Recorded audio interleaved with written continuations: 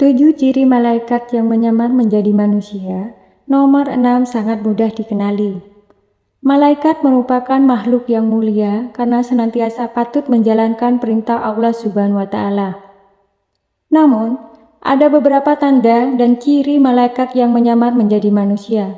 Tanpa disadari, terkadang malaikat sering menyamar menjadi manusia. Hal ini lantaran malaikat diperintahkan untuk memberikan rezeki ataupun keberkahan dari Allah Subhanahu wa Ta'ala. Banyak di antaranya tanda dan ciri yang tampak di dunia seringkali tak disadari manusia ketika di dunia. Lantas, apa sajakah ciri dan tandanya? Pertama, rambutnya basah dan rapi. Dikatakan jika terdapat ciri seseorang memiliki rambut basah dan rapi, bisa jadi itu seorang malaikat, sekalipun orang tersebut memakai topi ataupun penutup kepala dan lainnya. Kedua, memiliki rambut yang hitam dan panjang. Sekalipun malaikat itu berada dimanapun, maka rambut panjang dan hitamnya itu bakal terlihat lebih berbeda dengan manusia lainnya. Rambutnya panjang bervariasi, namun yang paling mencolok yakni rambutnya panjang, lurus, dan ikal menutupi telinganya. Ketiga, telinganya runcing dan tebal. Ujung telinganya runcing dan tebal sehingga berbeda dengan manusia pada umumnya.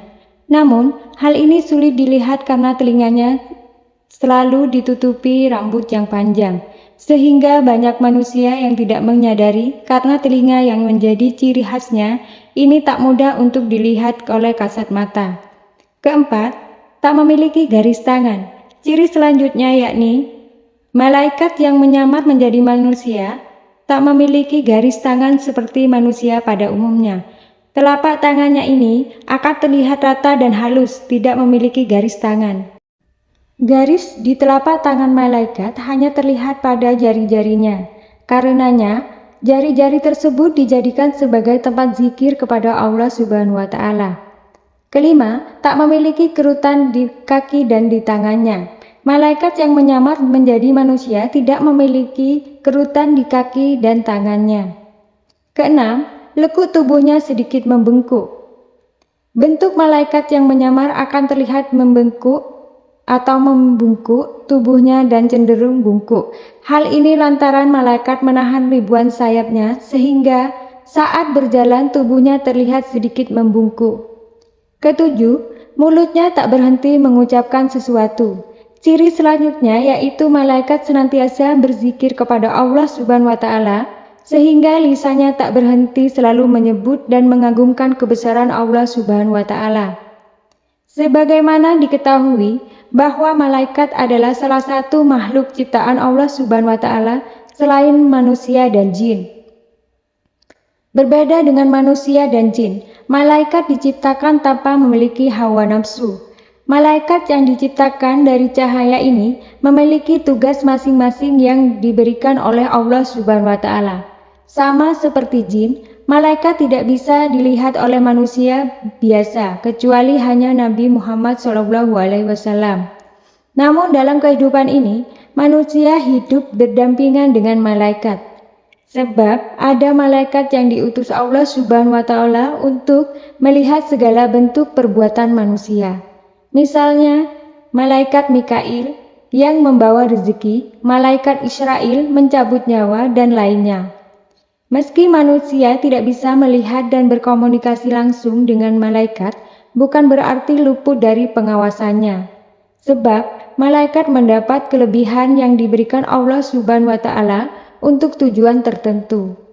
Di dalam Islam, hukumnya wajib mengimami malaikat, percaya jika malaikat makhluk Allah yang ada. Iman kepada malaikat merupakan rukun iman kedua dalam Islam.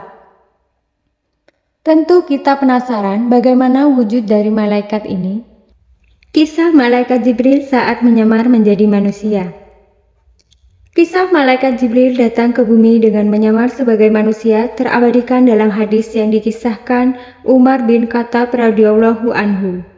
Ia berkata, ketika kami berada di majelis bersama Rasulullah, pada suatu hari tiba-tiba tampak di suatu depan kami seorang laki-laki yang berpakaian serba putih, rambutnya sangat hitam, tidak terlihat padanya tanda-tanda bekas perjalanan jauh dan tidak seorang pun di antara kami yang mengenalnya.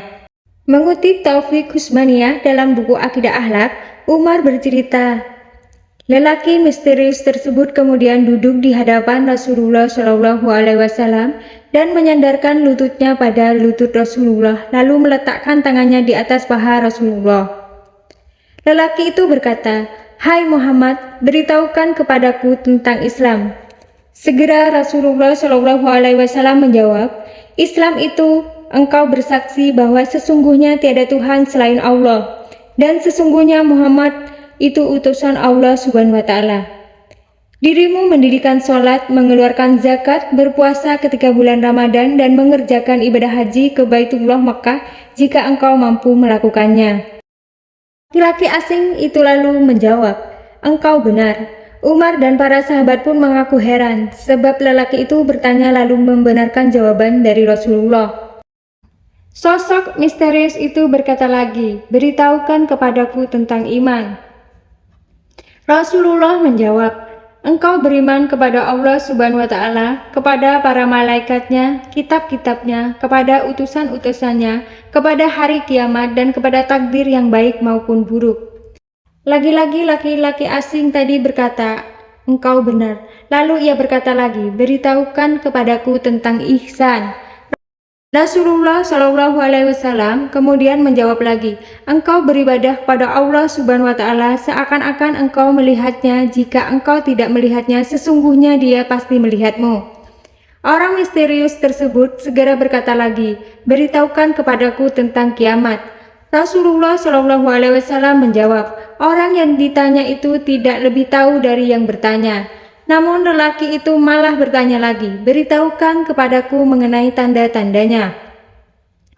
Rasulullah SAW, "Jika hamba perempuan telah melahirkan tuan putrinya atau majikannya."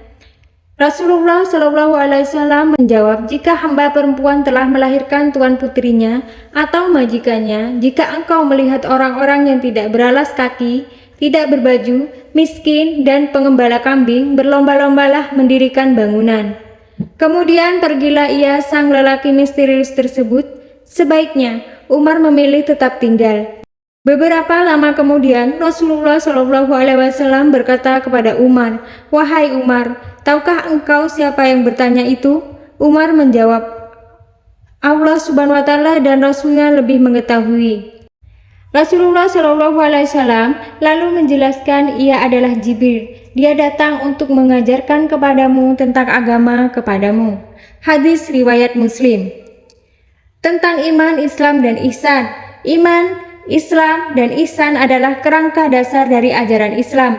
Pengertian iman, Islam, dan ihsan dapat disebut sebagai suatu bangunan bagi umat muslim. Iman menjadi pondasi diri Islam yang menjadi tiang-tiangnya, dan ihsan sebagai atapnya. Pondasi iman yang kuat akan membantu bangunan Islam dan ihsan berdiri tegak dan kokoh. Dikutip dari Ilmu Tasawuf karya Dr. Randes Samsul Munir Amin MA. Secara umum, makna imam adalah sikap percaya, kepercayaan masing-masing dari rukun iman yang berlandasi tindakan seseorang. Dalam aspek perbuatan, Rasulullah SAW bersabda, "Iman mempunyai lebih dari 7 tingkatan, mulai ucapan la ilaha illallah hingga menyingkirkan duri dari jalanan." Hadis riwayat Muslim. Kata Islam sendiri berarti berpasrah diri dengan kepatutan total dan mutlak kepada Allah Subhanahu wa Ta'ala. Atau dalam definisi lainnya diartikan sebagai penyerahan diri secara keseluruhan kepada Allah Subhanahu wa Ta'ala. Ihsan secara kata berarti membuat baik. Menurut Ibnu Taimiyah, makna ihsan lebih meliputi dari iman. Dalam ihsan sudah terkandung iman dan Islam, seperti dalam iman sudah terkandung Islam. Buku Filsafat dan Metafisika dalam Islam karya Kiai Haji Muhsolihin menjelaskan, setiap unsur dari iman, Islam, dan ihsan saling berkaitan satu sama lain dan tidak mungkin untuk dipisahkan. Ketiga unsur ini terjalin secara komprehensif dan nilai-nilai perwujudannya yang saling keindahan. erat menjadi satu, serta terkumulasi dan konsep dasar amal soleh dan segi kemaslahatan. Terima kasih telah menonton video ini. Jangan lupa like, share, and subscribe.